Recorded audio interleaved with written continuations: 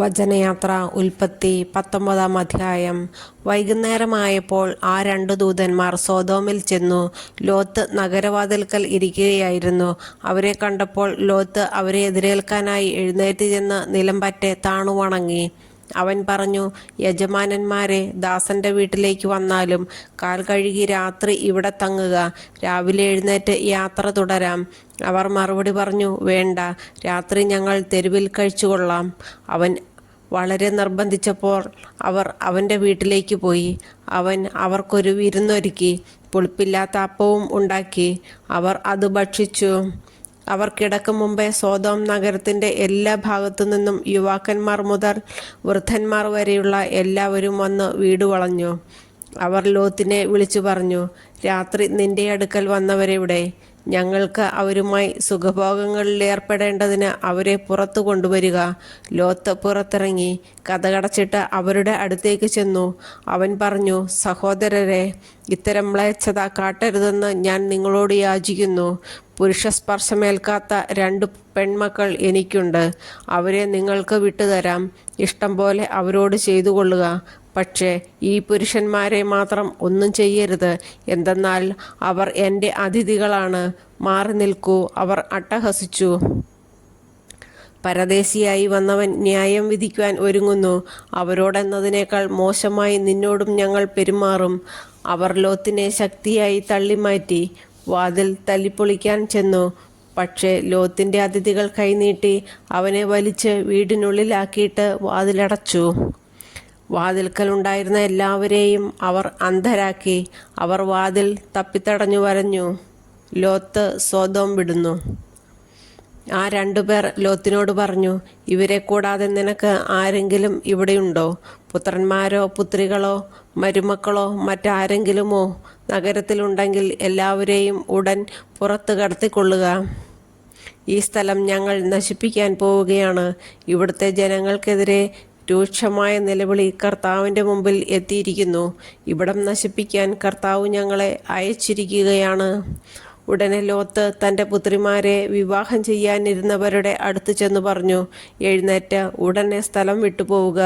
കർത്താവ് ഈ നഗരം നശിപ്പിക്കാൻ പോവുകയാണ്. എന്നാൽ അവൻ തമാശ പറയുകയാണ് എന്നത്രേ അവർക്ക് തോന്നിയത്. നേരം പുലർന്നപ്പോൾ ദൂതന്മാർ ലോത്തിനോട് പറഞ്ഞു, എഴുന്നേറ്റ് ഭാര്യയെയും പെൺമക്കൾ 2 പേരെയും കൂട്ടി വേഗം പുറപ്പെടുക, അല്ലെങ്കിൽ നഗരത്തോടൊപ്പം നിങ്ങളും നശിച്ചു പോകും. എന്നാൽ അവൻ മടിച്ചു നിന്നു. കർത്താവിന് അവനോട് കരുണ തോന്നിയതുകൊണ്ട് ആ മനുഷ്യർ അവനെയും ഭാര്യയെയും മക്കളെയും കൈക്ക് പിടിച്ച് നഗരത്തിന് പുറത്ത് കൊണ്ടുപോയി വിട്ടു. അവരെ കൊണ്ടുചെന്ന് വിട്ടതിന് ശേഷം അവരിൽ ഒരുവൻ പറഞ്ഞു, ജീവൻ വേണമെങ്കിൽ ഓടിപ്പോവുക, പിന്തിരിഞ്ഞു നോക്കരുത്, താഴ്വരയിലെങ്ങും തങ്ങുകയുമരുത്, മലമുകളിലേക്ക് ഓടി രക്ഷപ്പെടുക, അല്ലെങ്കിൽ നിങ്ങൾ വെന്തുമരിക്കും. ലോത്ത് പറഞ്ഞു, യജമാനനെ, അങ്ങനെ പറയരുതേ. ഞാൻ അങ്ങയുടെ പ്രീതിക്ക് പാത്രമായല്ലോ. എൻ്റെ ജീവൻ രക്ഷിക്കുന്നതിൽ അവിടുന്ന് വലിയ കാരുണ്യമാണ് കാണിച്ചിരിക്കുന്നത്. എന്നാൽ മലയിൽ ഓടിക്കയറി രക്ഷപ്പെടാൻ എനിക്ക് വയ്യ. അപകടം എന്നെ പിടികൂടി ഞാൻ മരിച്ചേക്കുമെന്ന് ഭയപ്പെടുന്നു. ഇതാ ആ കാണുന്ന പട്ടണം ഓടി രക്ഷപ്പെടാവുന്നത്ര അടുത്താണ്, ചെറുതുമാണ്.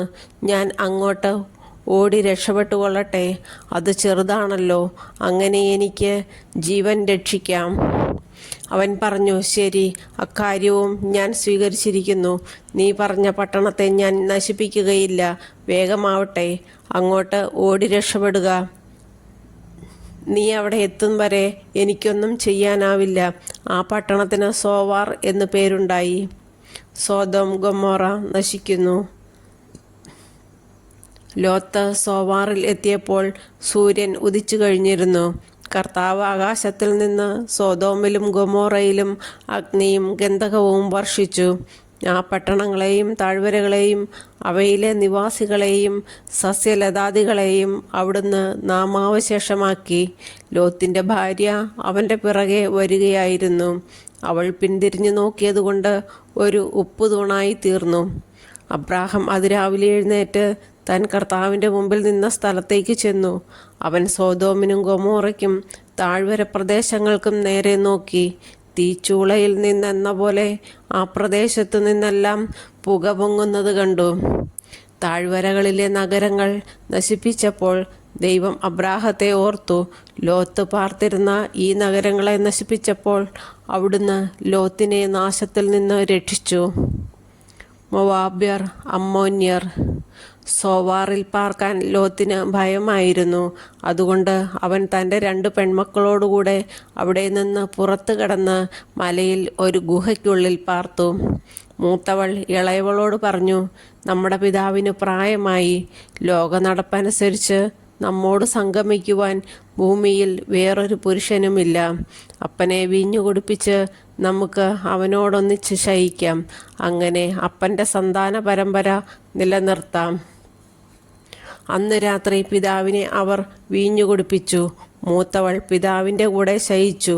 അവൾ വന്നു കിടന്നതോ എഴുന്നേറ്റ് പോയതോ അവൻ അറിഞ്ഞില്ല. പിറ്റേന്ന് മൂത്തവൾ ഇളയവളോട് പറഞ്ഞു, ഞാൻ ഇന്നലെ അപ്പനോടൊന്നിച്ച് ശയിച്ചു. ഇന്നും നമുക്കവനെ വീഞ്ഞു കുടിപ്പിക്കാം. ഇന്ന് നീ പോയി അവനോട് കൂടെ ശയിക്കുക. അങ്ങനെ അപ്പൻ്റെ സന്താന പരമ്പര നമുക്ക് നിലനിർത്താം. അന്ന് രാത്രിയിലും അവർ പിതാവിനെ വീഞ്ഞു കുടിപ്പിച്ചു. ഇളയവൾ അവനോടൊന്നിച്ച് ശയിച്ചു. അവൾ വന്നു കിടന്നതോ എഴുന്നേറ്റ് പോയതോ അവൻ അറിഞ്ഞില്ല. അങ്ങനെ ലോത്തിൻ്റെ 2 പുത്രിമാരും തങ്ങളുടെ പിതാവിൽ നിന്ന് ഗർഭിണികളായി. മൂത്തവൾക്ക് ഒരു മകൻ ജനിച്ചു. മോവാബ് എന്ന് അവന് പേരിട്ടു. ഇന്നുവരെ ഉണ്ടായിട്ടുള്ള മോവാബ്യരുടെ എല്ലാം പിതാവാണ് അവൻ. ഇളയവൾക്കും ഒരു മകൻ ജനിച്ചു. ബൻ അമ്മി എന്ന് അവന് പേരിട്ടു. ഇന്നുവരെ ഉണ്ടായിട്ടുള്ള അമ്മോന്യരുടെ എല്ലാം പിതാവാണ് അവൻ.